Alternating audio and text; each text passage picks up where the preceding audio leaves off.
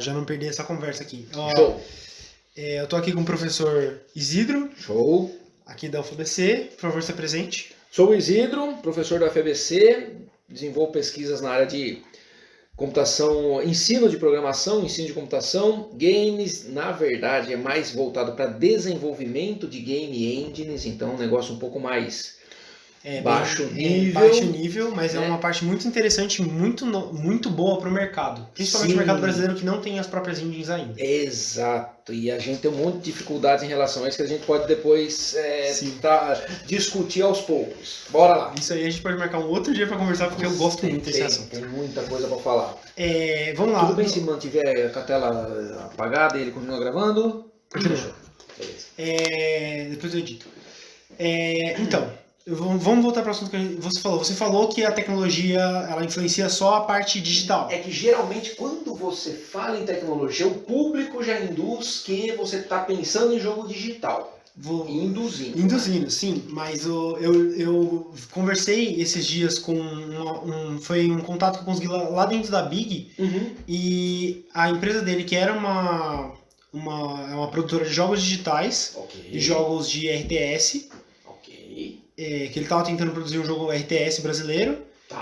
Ele passou para um board game porque ele conseguiu uma impressora 3D. E era muito mais fácil produzir as figuras. Isso, nesse ponto, você, por exemplo, usar CNC, usar impressora 3D. Hoje você pode usar o que a gente chama de cross-platform, né? Assim, plataformas combinadas para poder fazer jogo. Exemplo, eu posso criar uma interface web para poder controlar um Arduino. Sim. Então eu posso ter o meu jogo na interface web, bonitinho, todo lindo, bonito, maravilhoso, onde parte acontece no virtual, parte acontece no físico, porque o meu jogo ele tem que fazer determinados desafios, e isso vai destravar um sensor que vai fazer o meu trenzinho passar pelo trilho, tralalá, não sei o que, e fazer uma determinada tarefa. Você já fez então um cross. A parte do board game, você poder ter a impressora 3D para ver fisicamente aquilo que você produz. Você poder ter o CNC que você consegue modelar peças de um quebra-cabeça. Aí, voltando pro meu hobby favorito, o meu sonho é conseguir construir uma mesa minimamente holográfica para jogar D&D. Dungeons and Dragons. Sim. Porque a gente tem muito problema na troca de mapa e ambientação e tal. E um tabuleiro desse pronto que eu consiga jogar as imagens 3D para montar o que eu preciso para criar os inimigos, os locais, as dificuldades, as traps, tudo isso leva para um nível de jogo completamente diferente. Isso assim, você não precisa fazer uma coisa holográfica, mas você pode fazer um 3D com efeitos de drag and drop. Tipo um LOL, vamos supor. Sim. Imagina que você põe então um monitor. Era essa a ideia. Como mesa, e esse monitor touch, de modo que você possa, por exemplo, ter a sua HUD com o seu menu de itens, arrastar as coisas e posicionar ali numa. Sim. Vamos dizer assim, não é assim, é difícil. É muito trabalhoso, mas não é complexo fazer isso. Sim. E isso é uma coisa que não tem no mercado. Sim, é uma coisa que eu sempre penso. Normalmente quando a gente joga praticamente de 2 em 2 semanas. Eu agradeço muito aos deuses, porque é muito difícil ter uma mesa recorrente. Certo. Eu consigo ter isso. Verdade. E isso faz com que eu tenha muita mais noção dessa área de RPG e esteja muito ligado a essas coisas acontecendo. Isso é legal, assim, eu não encontrei ninguém com coragem o suficiente para fazer um projeto desse, mas é um projeto extremamente inovador. Sua mesa é tua TV. E aí o teu jogo é 100% touch. E assim, não só tipo ficar porque a gente joga muitos sistemas, a gente joga Call of Cthulhu, a gente joga Mutantes Malfeitores, a gente joga Aventuras Imperiais, a gente joga Mundo das Trevas, dependendo do tipo. Então assim, esse mapa serve para todos, porque o mapa grindado é uma das poucas coisas que se repetem em todos junto com os dados. Certo. Então você começa a ter uma noção melhor do que está acontecendo, porque o mapa grindado é uma das melhores formas de combate para todo mundo conseguir imaginar. Perfeito. Então isso é muito interessante. Vale a pena. Certo. Então vamos lá Depois a gente conversa mais disso no futuro aí. Fechou. Mas vamos falar agora das perguntas que foram selecionadas por nós. A primeira é: qual a relação do avanço da tecnologia e do desenvolvimento de jogos? Bom, a gente já comentou, né, essa Sim, questão um pouco. impressora 3D e tal, mas uma coisa que tem pegado muito e ganhado muito espaço é, obviamente, a questão da imersão. Né? Hoje você tem. Você pensar que realidade virtual. O XR em geral, né? Tanto a imersão Sim, quanto o aumento de realidade, tudo. A realidade aumentada, a realidade virtual, isso daí, se você pensar que as pesquisas que foram desenvolvidas nisso estão da década de 90, porém isso não se popularizou, porque obviamente a gente não tinha equipamento potente o suficiente para renderizar a 60 frames por segundo, para você não ter o efeito. Teve aquele óculos da Nintendo, né? Que era o óculos que grudava. É o Virtual Boy. Você tinha vários.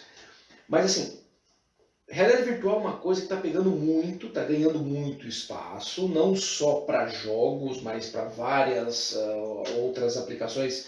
Se vocês tiverem curiosidade, procurem por uma empresa chamada Mediroom, brasileira, aqui de São Paulo, que eles fazem simulação para ensinar alunos de medicina. Na parte anatômica. Eu vi isso em parte de cultura pop, eu vi no The Good Doctor. The Good Doctor não conheço. É uma série de médico que aborda um doutor que ele tem autismo e ele começa a carreira dele como cirurgião. Boa. E aí, em uma das cenas, eles estão praticando um transplante, Legal. que transplante você não pode errar. Sim. Várias e várias vezes, porque eles estão tentando achar o tamanho certo que eles têm que deixar a aorta, porque é uma criança. E o coração vai ser um pouco maior que o da criança. Putz, que sensacional. Então eles ficam lá no 3D, os dois, e eles têm aquele controle que são um em cada ponta do dedo. Pra você fazer tipo laparoscopia. Isso. Então, isso daí é muito legal. Por quê? Aí você já está falando o quê? Não é só realidade virtual. É você ter uma outra interação física com o seu jogo. Exemplo, hoje a gente está acostumado com o quê? A jogar com o quê? Teclado, mouse, joystick e touch. Uhum. Aí você vem com outras abordagens. Uma delas, que é, vamos dizer assim, extremamente popular e tem sido pouco explorada. Leap Motion. Já ouviu falar do Leap Motion? O nome não é estranho. Imagina o Kinect. Kinect é um cara que infelizmente ele é só explorado no Just Dance. Infelizmente. Infelizmente. Eu vi um projeto de um jogo uma vez, que ele lançou até, mas eu acho que teve muito problema de bug e não teve muita divulgação, que era um jogo de tanque. Que você jogava com um controle para controlar as coisas do tanque, mas você tinha que sair, trocar de tanque. Sensacional. Era incrível, incrível. Eu acabei desenvolvendo um protótipo, né? Não era produto, era um protótipo, o pessoal da fisioterapia lá do interior, lá da Faculdade de Anguera de Bauru, que eles usavam Kinect para poder fazer medição do ângulo do ombro para pessoas lesionadas. Eu tava no grupo foi hoje isso. Eu vi um post no grupo de desenvolvedores de jogos Brasil, que a menina tava procurando alguém que entendesse de Kinect porque ela tava querendo fazer um jogo de alfabetização para autista. Porque eles têm muito mais reconhecimento de campo do que lógico-matemático. Esse é o ponto. Então, você ter Kinect, você ter Leap Motion. O Leap Motion é um Kinect para sua mão. Então, ele é uma mini câmera que ela consegue pegar. Então, para pessoas com mobilidade reduzida, isso pode ser sensacional. Existe um outro dispositivo chamado Myo, MYO, getmyo.com. Ele é um bracelete que ele pega os movimentos dos músculos e te converte em sinais de USB para você poder mapear isso para comandos. Isso é muito Então você muito faz legal. esse movimento de virar o braço assim horizontalmente. O que eu consigo pensar para isso é um jogo de cast mágico. Faz os movimentos de mão igual o Doutor Estranho. Um Naruto, vai. Um Naruto, isso. Mas aí obviamente. Um hitting game que você joga só com os dedinhos. Perfeito. Você pode fazer então, por exemplo, determinado tipo de movimento e cada um desses movimentos reconhecidos pode virar um comando. Uma boa. Então assim. O avanço tecnológico está permitindo não só você criar jogos mais, vamos dizer assim, interessantes, mas principalmente você ter novas maneiras de interação do usuário com esse jogo. Para você ter imersão, para você ter movimento, para você poder ter uma maneira de acessar o dispositivo sem estar fisicamente interagindo com ele, né? Não ter toque, não ter nenhum tipo de contato físico, tato, né? Tátil. E isso é muito legal, porque, querendo ou não, isso acaba, eu não gosto da palavra, mas ok, né? Isso acaba sendo disruptivo, porque você quebra a maneira tradicional de pensar em comandos de jogos. Você fala, caramba, meu, como que eu vou usar isso aqui para manter uma sensação, uma interação, uma jogabilidade interessante para o meu usuário? Sim. Tem uma muito interessante, só que ela é menor, que eu vi acontecendo, eu vi ser utilizado, assim, entre aspas, né, no VR, que é o eye tracking dentro do VR. Putz, eye tracking dentro do VR é legal. Então você está dentro do VR, você tá dentro da realidade virtual já, e o seu olho é mais uma ferramenta além das suas mãos. Exato. Então o que você olha, ele dá informação, o que você olha dá foco, então a mecânica de foco muda totalmente, foi algo tipo, muito legal, foi uma das melhores palestras. Hoje você tem hoje por você ter equipamentos potentes, você consegue ter esse nível de processamento, porque você fazer reconhecimento de movimento ocular é difícil, você precisa de uma câmera muito boa, com uma resolução muito boa, com uma rapidez muito boa, porque os nossos movimentos são muito rápidos, e isso respondendo a 60 frames por segundo, porque se você estiver num ambiente de realidade virtual, qualquer queda de frames te dá a sensação de enjoo. Sim, qualquer mudança rápida. Tem que ser um negócio muito suavizado. Muito problema dentro de trabalhar com VR. Que é uma das coisas que também dificulta pegar. Né? Porque tem pessoas mais sensíveis, pessoas menos sensíveis. Sim. Show. Certo, vamos para a segunda pergunta agora. Quais são as tecnologias que realmente mudaram a forma de jogar? Eu acho que a mais notória e a mais popular é a realidade virtual. É a imersão. Principalmente pelo fato de você conseguir hoje ter celulares com placas de vídeos extremamente sofisticadas, leve, que você não precisa... Por exemplo, quando o Oculus Rift começou a ser popularizado em 2014, mais ou menos, você precisa de uma máquina da NASA para poder rodar aquilo lá. A quantidade de requisitos que o Rift impunha era absurdo. Hoje... Atualmente, o último produto deles, $200, já vem com o Snapdragon dentro, já roda os jogos ali. Mas o principal... quem é concorrente do Rift? Qualquer celular é concorrente do Rift. E hoje a Google, quando inventou aquela brincadeira, né, para lançar o YouTube VR, que eles fizeram cardboard, cara, com papelão você faz um... Eu tenho uma impressão que eles fizeram aquilo para estudar para o Stadia, que tá vindo aí. Não duvido. Mas assim, você ter então a possibilidade de criar um chassis para colocar o teu celular, onde você usa papelão, ímã, elástico e 2 lentezinhas, tipo, cara, o custo disso é zero. Praticamente zero. Comparado ao custo de um console? Comparado ao custo de um console, comparado ao custo de você ter um computador com uma ultra configuração, mais um aparelho que tem que ficar ligado com fio no computador. Então, esse tipo de coisa, sim, revolucionou, sim. A gente tem que tem que reconhecer a finalidade disso. Mas eu acho que os próximos passos a gente tem que observar gadgets que têm interação indireta, onde você não tem... Então a gente já começa a entrar na próxima pergunta aí. Como você viu, como era a área de jogos há 10 anos atrás? Posso falar 20? Pode ser 20, pode ser 20. Cara, eu vou ser um pouco polêmico, tá? Porque eu brinco com os meus amigos. Uma das coisas que a gente, né, uma das coisas que eu fiz numa das minhas pesquisas para ensinar meus alunos. Cara, você já tentou entender como funcionava o processador 6502, que era do Nintendinho? 8 bits? Não. Mano, os caras, para fazer um jogo... Cara, você tem 8K de memória. Me falaram que eles apagavam... A tela andava assim porque eles iam apagando o cenário antigo, não tinha como fazer a mecânica, a física não existia. Não, você não tem esses frameworks ultra absurdos de física que fazem milhões de simulações por... Não, cara. Tudo na unha. Eu brinco assim, quem programava jogos para o Nintendinho, programava em C e misturava assembly. Esses caras arrancavam leite de pedra. Por quê? Porque você tinha um hardware extremamente limitado. Então, se você tem uma infraestrutura extremamente limitada, Onde que você tem que ter criatividade? Na programação. Então os caras tinham que otimizar tudo. E lá você tinha programadores extremamente assim, competentes. Fala, cara, como que você vai fazer um jogo do Mario? Que tem, não sei quantas mil fases lá, para você poder criar aquilo lá e caber em 16K de memória.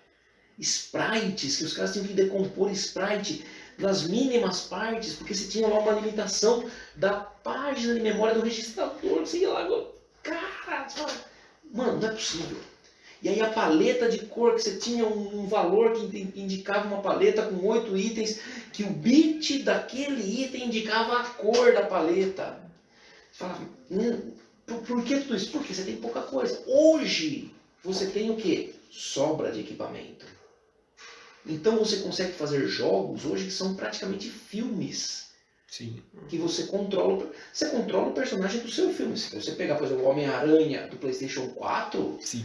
Caramba, você tá assistindo o último filme do Avengers só com o Homem-Aranha ali. Teve uma palestra muito interessante lá, que foi uma das primeiras, acho que foi no primeiro dia, que era só sobre a mecânica de balanço na chuva. Aquilo, o jeito que eles fizeram aquilo foi incrível. Incrível. Eu tenho um amigo que ele trabalhou na EA, acho que foi na EA. E ele era responsável exclusivamente pela física do movimento da bandeirinha do escanteio do FIFA.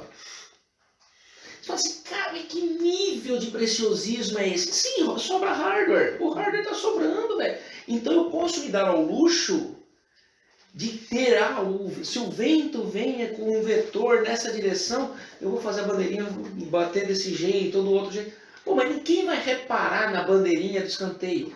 Não importa. Se alguém reparar, vai estar lá feito e fiel a uma situação real. Então, o que eu percebo hoje, assim, é muito difícil a gente falar daqui 10 anos, é tempo pra cacete. Vamos primeiro no atual, agora vindo pro atual. O que você acha? Atualmente você já deu um pequeno escopo, mas... Assim, antigamente jogos difíceis e simples. Sim. Vou dar um exemplo que é o meu... Se vocês pesquisarem Battletoads, The Immortal, os próprios Rockman, Mega Man, eram jogos difíceis. A minha área principal são jogos 2D. Beleza. Então eu jogo isso aí para aprender e estudar level design nisso aí. Exato. E o trabalho que eles tinham de level design e interação com o usuário, porque tipo, você tem poucas reações. Você tem tipo botão A, botão B, para cima, para baixo, para lado, para o outro. Acabou. E eles faziam magia com aquilo. Entende que eu falo que tem assim, game designers mais antigos, eles tinham que trabalhar com essa criatividade à flor da pele porque era tudo muito escasso. Hoje, o que eu percebo? Jogos lindos, longos, mundo aberto. Você pega, sei lá, o Elder Scrolls, você pega Red Dead Redemption, jogos maravilhosos. Mas muitas vezes monótonos. Sim. Porque você fala, tá, e aí, eu vou ficar explorando o quê? Eu olho para um lado, meu deserto, cactos, aí lá na pontinha, lá tem um cavalo, vou andar lá quase 1h30 para chegar no bendito do cavalo. Aí eu vejo que o cavalo tá sem sela, aí a sela tá lá no celeiro que tá... Caramba, velho. Então, a quantidade de recurso que você tem é muito grande.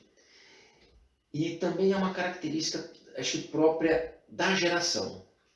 Os jogadores atuais, eles são muito impacientes. Então, se você entrega um jogo... 90% dos gamers atuais não conseguem jogar retro games. Isso, se eu não me engano, acho que o IGN mostrou essa pesquisa. Por quê? Porque o cara não quer um jogo difícil, que desafia, e eu não consigo passar essa fase, eu sempre morro no chefão e não sei o quê. A gente consegue ver isso até mais próximo aqui. Eu vou interromper Vamos lá. para colocar essa, mas tem um post no fórum que os jogadores de Fortnite não conseguem jogar LoL. Sim! Porque a dinâmica de jogo é muito mais rápida no Fortnite, no LoL você precisa de uma construção um pouco menor. Não é tão grande assim no LoL. Você precisa de uma estratégia, não é tanto clicar loucamente, bater, matar... E aí, provavelmente, se eu for foi um gap de geração de 5 anos. Que é pouquíssimo. Pouquíssimo. Imagina um gap de geração de 20 anos, de 15 anos. Então, esse tipo de coisa, eu acho que vai gerar muita, vamos dizer assim, muito problema, principalmente até de popularidade. Por quê? Porque quem gosta de jogo antigo não se adapta muito aos jogos modernos. Por quê? Porque é muito cansativo, moroso e não sei o quê. Quem joga os jogos modernos, assim, pelo fato da dinâmica às vezes ser ou muito rápida, muito intensa, ou às vezes que você leva um tempo maior para as coisas, acaba não, vamos dizer, sentindo muita dificuldade de jogar jogos antigos.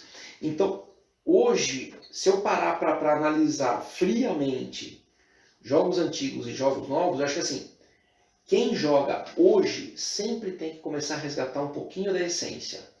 Cara, eu vou jogar Fortnite, eu vou jogar LoL, eu vou jogar Dota, eu vou jogar Diablo, mas vamos resgatar um pouco a essência. Eu queria falar isso, mas uma das primeiras dicas que eu recebi quando eu comecei a ir para essa área de jogos para desenvolver foi: pega um jogo antigo que você mais gosta, que você jogava quando criança, vê qual é o pai dele e joga ele. Exato. Para você entender de onde veio a sua vontade de jogar, para você entender o que você quer fazer. Pensa o seguinte, quem joga, teve um caso clássico, né? Might Number 9, que foi o criador do Mega Man, que saiu da Capcom e lançou o Might Number 9, que foi lançado para Xbox One e PlayStation 4. Eu não cheguei a ver. Depois, se vocês quiserem, vocês pesquisem. Might Number 9, cara, é um jogo chato para quem jogou Mega Man, que foi boa parte do público que investiu no crowdfunding. Então a galera, quando chegou, falou: caralho, meu, acho que é o Hideki Yoshima, não lembro o nome dele. O criador do Mega Man saiu da Capcom, vai fazer o jogo dele. Vai chamar Might Number 9, que o personagem é quase igual, é um side-scroller, é a mesma coisa. Porém, ele é bonito, ele é mais bonito. Só que não é tão divertido quanto o Mega Manzinho lá do Nintendinho do Super NES. Mas deixa eu comentar que o Mega Man 11, muito divertido e muito fiel também. Aí é Mega Man. Aí é a essência Mega Man. Essência do Mega Man. Isso, porque algumas coisas a gente não pode perder. Os Street Fighter faz sucesso até hoje. Street Fighter faz sucesso até hoje. Independente da plataforma. Eu bebo muito da água do Street Fighter, do Mortal Kombat. Exato. Porque eles tentam se reinventar aos poucos. Sem perder a essência do jogo. Eu digo o seguinte, às vezes a gente tem que tomar um cuidado grande com a inovação. Porque inovação demais, você pode correr o risco de negar a tua identidade. A gente não pode negar a identidade daquilo que a gente quer fazer. É legal inovar? É legal inovar. Fazer algo diferente buscando o mesmo objetivo. Entretanto, mantendo aquilo que é a tua essência. Street Fighter é legal por quê? Porque ele é equilibrado. Ele é um jogo balanceado. Mortal Kombat já tem uma pegada... Ele começou com uma noção diferente, que foram os sprites realistas. Sim. Mas agora, qual é o grande barato do Mortal Kombat? A variedade de golpes, de estilos. Uma das coisas que me pegou foi, eu acho que o Mortal Kombat do 2, que você tinha a opção de um estilo de luta real. E como eu tava treinando Kung Fu na época, eu vi aquele estilo e falava, que demais. E depois você vai ler os números, eles estouraram na China por causa disso. Porque você tem uma identificação com o jogador. Sim. Então isso é legal. Então eu imagino assim, futurologia sobre jogos, cara, eu não me arrisco mas assim, cada vez mais jogos lindos, cada vez mais jogos assim, quase próximos de uma sensação real. Eu vou fazer um questionamento. Você acha que em 10 anos a gente consegue numa tecnologia próxima ao Nerve do Sword Art Online? Eu acredito que eu gostaria muito. Eu gostaria muito também. Eu gostaria muito. Mas eu acho que dá. Porque eu acho que a maior trava dele é uma trava ética. Chega a ser uma trava ética mais pra frente. Do ponto de vista... Vou pegar um outro assunto totalmente nada a ver. Impressão 3D. Certo. Qual é a trava ética da impressão 3D? Você tirar eu não sei direito. Construir coisas que prejudiquem a vida das pessoas. Exemplo, armas. Sim. Armas de forma... Mas teve um cara que imprimiu armas na impressora 3D. Você tendo um modelo realista, você consegue. Tem gente, por exemplo, tem gente que usa, tem amigos meus que estudam Kung Fu, que treinam Kung Fu. E eu tenho uma impressora 3D em casa, eu falei assim, dá para você imprimir um protótipo, porque num dos exercícios que eles fazem é a parte de você pegar o revólver do assaltante e imobilizar o cara. E eles não tinham nenhuma arma assim para testar. E ele veio e eu falei, lógico, tal. Aí quando eu falei que o tempo de impressão que ia demorar quase 14 horas para imprimir metade, ele desistiu. Ele falou, vai imprimir em 28 horas aí seu revólver. Puta, é muito tempo, deixa quieto. Vou lá no camelô comprar um de brinquedo. Não tem problema. Mas você corre o risco de, por essas questões éticas, você limitar o uso. O uso, mas não a construção. Entende? Então, Sim. Vai ficar nesse dilema, mas assim, eu acho que a tecnologia avança, a tecnologia vai gerar um monte de coisas legais. Entretanto, eu posso usar uma faca para cortar meu alimento, eu posso usar uma faca para matar a pessoa. Problema da faca? Não, problema é a pessoa. Sim. Né? De novo, é o que a gente sempre fala. Quem usa, as armas matam? Não. Quem puxa o gatilho é a pessoa. Então, pessoas mal intencionadas falam. É a mesma história que fala, videogames geram violência. Cara, não, a pessoa tem algum similaridade. É por similaridade. A pessoa vai jogar um jogo violento porque ela já tem tendências violentas. Não necessariamente. Ou às vezes o cara fala, não, eu vou jogar um jogo. Tá, beleza. Quem jogou Mario não ficou matando tartarugas pelo caminho. Se fosse assim, eu seria um fazendeiro. O tanto de hora que eu tenho Stardew Valley. Exato. Então, assim, é um debate muito raso você, né, querer associar, fazer essa correlação de causa e efeito. Uhum. Mas qual é o grande problema? Pessoas mal intencionadas usarão de qualquer ferramenta para fazer mal a pessoas. Então, esses dilemas éticos estão mais relacionados a caráter, índole e valores das pessoas do que necessariamente avanços tecnológicos. Sim, sim. Não sei se eu consegui responder. Respondeu muito bem. Certo? Vamos lá para essa daqui. Qual a sua opinião sobre o ensino de jogos no Brasil? Tem evoluído bastante, graças a Deus. Concordo plenamente. Porém, a gente está bastante atrasado no seguinte sentido. Se você olhar, vamos falar das principais... Você tem dois cenários, né? Os cursos técnicos profissionalizantes e os cursos livres. Cursos técnicos, você tem muita dificuldade em arte. Exemplo, se você pegar FATECs, se você pegar as particulares, cara, por quê? Porque os reais artistas estão empregados e ganham bem. Por quê? Porque quem consome muito é o mercado exterior, os artistas nacionais. Sim. Então o cara, em vez de dar aula... Um exemplo que eu sempre coloco é o pixel artist do Celeste. O Celeste foi para votação dos 5 melhores jogos do ano. Pô, sensacional. Pixel Artist, e o Pixel Artist principal é brasileiro. E o cara tem um projeto no Patreon de ensino excepcional. E depois eu vou pegar o canal dele que eu não conheço. É muito bom, muito bom. Então assim, aí qual que é o grande problema? Então o cara prefere, obviamente, fazer projetos do que necessariamente ficar dando aula. É muito mais rentável para ele, muito mais divertido. O segundo ponto é quando você vai, por exemplo, na área de cursos livres, aí você pega as escolas, o maior exemplo é a Saga, não sei se você pode falar até nome, mas tem uma coisa que depois você edita, e os caras focam exclusivamente em arte. Cadê a junção deles? E aí você tem um outro problema, porque quando você fala no curso técnico, no tecnólogo, para você poder ser um cara bom em desenvolvimento de jogos, não dá tempo, porque o curso é de 2 anos ou 2 anos e meio, no máximo 3. E a quantidade de conhecimento, de programação que você tem que ter. Só programação.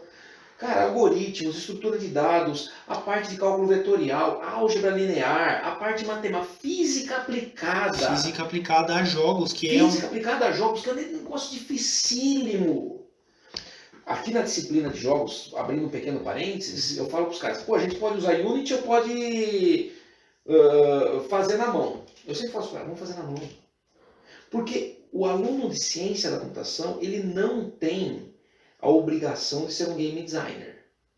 Mas ele tem a obrigação de criar ferramentas para os game designers. Sim, eu vejo muito isso no meu workflow. de tipo, eu tive que mudar o jeito que eu programo, e ensinar os outros programadores que trabalham com a gente, porque eu acabei indo mais pra parte de level design. E, tipo assim, facilita muito pra mim quando tem um public ali pra eu poder mexer no scroll e ajustar a mecânica e mudar tudo. E quando você tem noção de programação, você sabe até onde a tua viagem do level designer consegue chegar pelo teu conhecimento técnico. Sim. Qual é o grande problema que eu converso com muitos game designers? Eu quero fazer um jogo assim, pipipi, blá. Legal, cara, mas transformar isso aí em código, bicho, são outros 500. Nas próprias reuniões que a gente tem, a gente coloca as ideias no papel lá, tipo, para os próximos jogos. Sim. E a gente fica tipo, tá, qual desses daqui, com a nossa capacidade atual, porque a gente teve muito problema de capacidade no nosso primeiro projeto. Exato. E aí, assim, né, só retomando rapidinho, no curso de games, eu falei, cara, vamos fazer nosso framework 3D. Vou fazer um framework de colisão, que é o mínimo do mínimo do mínimo. Cara, você tem linhas e linhas e linhas e linhas de código. Eu conversei com gente na Big que não sabia como se fazia isso e estava programando em Unreal, não sei o que lá, quando sabia que o engine fazia para ele. Exato, então você fica limitado. Aí o dia que tira o engine da tua mão, você fala, eu não sei fazer jogo, porque eu só sei arrastar. Então, qual é o grande barato? Game engines são sensacionais? Claro que são. O cara que sabe o que está acontecendo. Uma revolução gigantesca para o mercado indie. Mas o cara tem que saber o que está acontecendo. Deu muito espaço para o game designer colocar as ideias dele em prática? Perfeito. Porém, ainda temos muita dificuldade em como que eu otimizo isso. Por quê? Legal, minha máquina é um i7, 64 GB de RAM, placa GTX 1080, caramba, 4, 2060 Plus. Só que eu quero fazer um jogo para rodar no Android que o cara vai comprar ali no camelô. Exatamente. Então, beleza, parça. Você pode lançar um jogo para um PC super ferrado. O mercado atual que faz dinheiro é mobile. Pronto. E assim, boa parte dos dispositivos móveis, cara, são limitados. E aí você vai fazer um jogo que o cara precisa de uma máquina da NASA. Por exemplo, um amigo meu queria colocar um VRzinho lá, eu tenho um óculos VR, ele foi lá em casa. Putz, vamos colocar aqui para meus filhos. Vamos. Falei, seu celular é qual? Puta, é um assim. Eu falei, vamos instalar, quem sabe? Os meninos não conseguiram jogar. Por quê? Inicializava o jogo, o celular caía. Fechava o aplicativo. Então, assim, tem que entender. E esse ponto a gente precisa o quê? Bater muito em cima. E eu vou colocar uma outra visão que eu tenho também, que os jogos em geral deixou de ser um segmento de entretenimento para virar uma área própria. Ah, sim, isso. Então, eu acho que também falta com as próprias jornalista focado nisso, pessoa que sabe divulgar jogos do jeito correto, não sei o que, uma formação mais voltada para isso. O ecossistema ainda está em formação. É uma formação de ecossistema melhor, que a educação poderia ajudar bastante nesse começo, e os profissionais de jogos deveriam se engajar mais para essa parte. Porque tem vários problemas, né? Porque assim, você tem um problema de que o perfil de um curso voltado a jogos, ele ainda não, ele tem nuances, ele tem variações. Exemplo, tem muita gente que entra num curso de desenvolvimento de jogos achando que vai jogar. Vai virar gamer. Não, sim, cara, você vai virar game developer. Você precisa jogar para enxergar o jogo do ponto de vista do cara que vai fazer a mecânica. Do cara que fez, do jeito que está sendo colocado, o que ele está querendo passar. Eu particularmente adoro jogos de terceira pessoa, God of War, assim, e eu fico imaginando, pra mim, cara, cada jogada que eu faço é shader, é textura, é como que o controle funciona. Quando eu comecei a trabalhar com essa parte, assim, eu vou jogar os joguinhos que eu gosto, eu falo assim, nossa, o cara pensou nisso por causa disso. O preço disso, voltando pro Stardew Valley, o preço disso não é tão caro comparado a isso, porque senão eu plantava esse aqui e dava isso aqui. Exato. E eu olhava, começa a ver balanceamento dentro do próprio jogo. Exato, e você começa a explorar essas coisas e pensar um pouco mais com a cabeça do game design. Então você tem, tirando a parte de desenvolvimento de jogos, cara, se você falasse, vou fazer um curso de esportes, mano, só que você vai falar de estratégia, trabalho em equipe, um monte de coisa que você desenvolve, é outra graduação. Exato. Assim, você falar um curso de esportes, eu aprovaria, muito existir em si, porque muitos jogos, eles criam ambientes estratégicos, tipo, absurdos.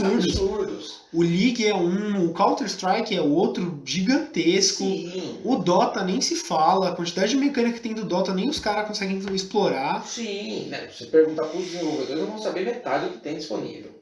E aí você fala, vou fazer um curso de jornalismo para jogos. É outro universo. Então, assim, o ecossistema, a gente tem muito aventureiro. Isso é um caso. Que vamos dizer assim, não gera credibilidade para a área. Em alguns veículos não geram credibilidade, infelizmente. Por quê? Porque o cara, ou ele é voltado muito para... Você tem, né, o voltado para o hater, o voltado para o jogador casual, o voltado para o jogador viciado. E querendo ou não, é uma própria característica das gerações atuais. Impaciente, tudo é lixo, né? O Álvaro é o coordenador de games da FATEC Carapicuíba. Ele falava assim, o aluno de desenvolvimento de games ele é um hater, por natureza. Ele odeia o curso, ele odeia o professor, ele odeia o jogo que ele está jogando e ele se odeia. Ele odeia tudo. Como é que você vai fazer uma pessoa, vai formar um profissional capaz de criar algo legal se tudo que ele quer fazer ele odeia? Então, assim, tem todo um trabalho para ser feito cara, baixa a bola aí da geração atual, vocês têm que sentar com a bunda na cadeira, estudar pra cacete. Quer fazer jornalismo? Vai fazer jornalismo, só que é o seguinte, games você tem que explorar desse jeito, não é só gameplay, você tem que conversar com o produtor, você tem que conversar com o cara que desenvolveu. A linha de produção, depois que eu comecei a montar a equipe, então, a linha de produção, a quantidade de profissionais para fazer algo é gigante, é muita gente trabalhando, é muita gente pensando, e todos eles focados em fazer um jogo, sabe? Senão não sai. Quando você tem o foco. Quando você tem o foco. Aí imagina uma galera que não tem foco. Nossa. Entendeu? Então, é um trabalho árduo, eu fico mais na parte da cozinha, que é o quê? Cara, desculpa, se você não programar pra cacete, dificilmente você vai fazer um jogo de qualidade. Ou você pode até fazer um jogo de qualidade usando uma ferramenta bacana. Entretanto, a hora que ele ficar limitado... A ferramenta, você está limitado junto. Você está limitado junto. Então, é esse o ponto. Então, assim... use a ferramenta para você fazer mais rápido do que você já sabe. Entretanto, se ela te limitar, segura aí que você vai ter que fazer algumas coisas por fora e isso vai fazer diferença na tua carreira. Um dos maiores problemas que eu tive no meu primeiro projeto foi servidor. O Unity. Tem gente que acha que servidor brota. O Unity, ele barra muito a questão do servidor, ele só deixa fazer jogo em LAN. Eu queria um servidor um servidor único, que faz a resposta geral, para eu poder fazer verificação, poder fazer transação, tudo ali. Mas você fazer isso daí na mão. E aí eu tive que fazer o servidor na mão e uma API que conversasse com o Unity, porque eu fiz em C#. Exato. E aí, se o cara só é um pluginzeiro, né? O cara vai lá, vou baixar tal asset, tal asset. Não dá. Eu tive um exemplo, o aluno meu está fazendo um jogo de tênis que a física da Unity, por conta de arredondamento, à medida que você ia jogando, ele ia propagando o erro, a bolinha uma hora fazia um determinado trajeto, dali 10 minutos, em função de acúmulo de erro, ela estava fazendo outro trajeto. É esse o ponto. Então ele falou assim, a física que a Unity me fornece não serve, vou ter que fazer o meu. Olha só. Existe o asset do Bounce, né? Certo. A gente está fazendo um jogo mobile agora de um slime que pula. A gente teve que fazer a mecânica do Bounce, que é o Bounce deles não condigia o que a gente queria. Exato, é esse o principal aspecto. Então você precisa ter essas coisas bem sedimentadas do ponto de vista de conhecimento, para você não correr o risco de ficar amarrado. A Game Engine tem que ser o seu skate e não a tua muleta. Sim. Ponto. Muito bom. Uma última pergunta, mais rápida aí. Como você vê a utilização de jogos como método de ensino? Acho legal, porém, quem pesquisa jogos como método de ensino é uma coisa, jogos educacionais é uma coisa totalmente diferente. Por quê? Ninguém adora jogar o desafio da matemática, ninguém adora jogar História do Brasil, o desafio da História do Brasil. Mas você joga 2048 e você sabe a tabuada da potência de 2. Você sabe toda a potência de 2. Você joga Assassin's Creed e você sabe toda a parte histórica da Renascença. Você joga God of War, você sabe mitologia grega. Civilization. Você sabe, você joga SimCity. Você sabe todo o processo de administração de uma cidade. Sim. Esse é o ponto. Quando eu falo, você joga, se você quiser jogar Horizon Chase, que é aquele joguinho de carrinho, OutRun, já viram Horizon Chase? Da Quiris, lá do Rio Grande do Sul. Jogo de carrinho, jogo de simulação de corrida. Você está aprendendo movimento uniformemente variado. V igual a V0 mais AT, porque você tem aceleração constante e velocidade variável. Cara, isso é física. Então, esse tipo de... O jogo, quando bem direcionado... Você quer ver o negócio? Herbert, você joga o skill shot no pé ou onde a pessoa tá andando? No LoL. Como assim? O skill shot, você joga no pé ou onde a pessoa tá andando? Você tá jogando no diamante. Tá, eu vejo pra onde ele tá indo. Você joga no ponto futuro, né? Sim. Você sabe que existe ponto futuro por causa de movimentação. Pronto, física, isso é interpolação. Então, o grande barato de tudo isso é você poder pegar um jogo real e contextualizar o contexto, o assunto que você quer tratar nele. Outra coisa é falar, eu quero fazer o jogo da tabuada. Vamos fazer o desafio da tabuada. Aí parece um bicho besta lá na tela. Quanto é 2 vezes 2? 4. Não, ninguém vai fazer isso. Pô, jogo 2048, velho. 2048. Acabou. Então, esse tipo de coisa te permite desenvolver. Então, você usar jogos como ferramentas complementares para poder explicar conceitos abstratos. Porque uma coisa é você vê no livro uma construção do período renascentista, vamos supor.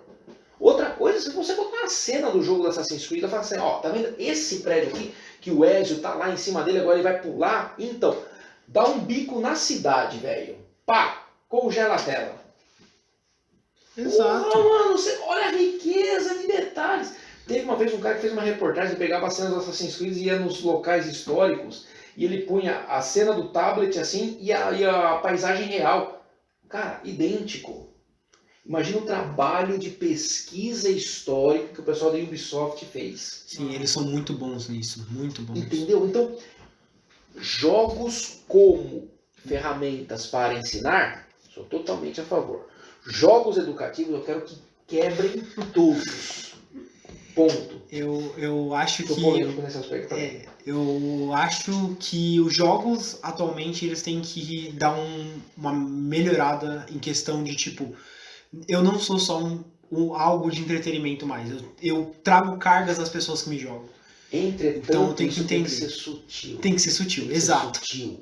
Exato. Então, por exemplo, eu tenho que abordar, por exemplo, temas atuais como batalha de minorias, imigração, tudo isso tem que ser abordado de uma forma sutil para essa nova galera, para entrando para isso ser discutido de forma mais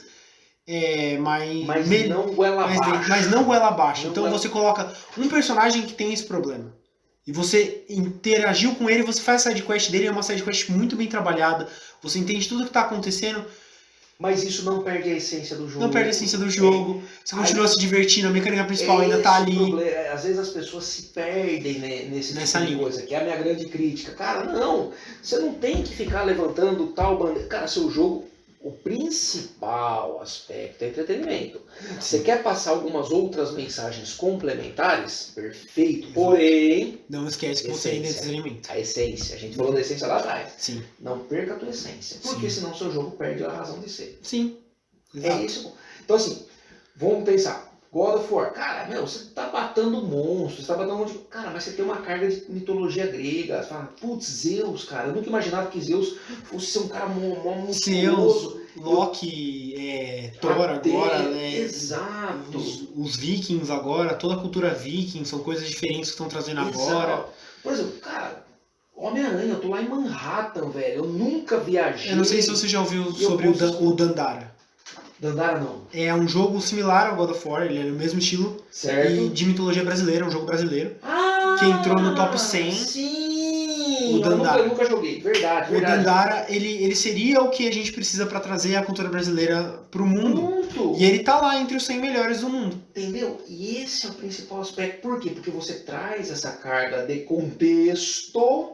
Mas o seu jogo, qual que é o objetivo? Cara, matar bicho. A fase 2 você vai descer, você vai lá brigar com o Saci. Pronto, velho. O Saci teoricamente é teu inimigo, mas ele faz parte do... O outro é o Boitatá, o outro é a mula sem cabeça. Não importa, velho. Só que muito bem trabalhado. A Yara, a vilã principal, você vai Entendeu? vendo, você vai entendendo os rios e andando pelas florestas e os animais. Caramba, você tá vendo história, geografia, mitologia brasileira, tá vendo um monte de coisa nessa brincadeira. Exato. É isso. Acho que a essência tem que ser essa. Entretanto, não usar o aspecto paralelo como chave Chave do jogo. principal do jogo. Concordo plenamente. Show. Eu acho que acabamos as perguntas aqui. Muito obrigado, professor. Imagina que é isso. Estou à disposição, precisando. Falo pra caramba, confesso. E aqui encerramos a nossa entrevista de hoje. Muito obrigado. Fiquem antenados aí no blog. Valeu.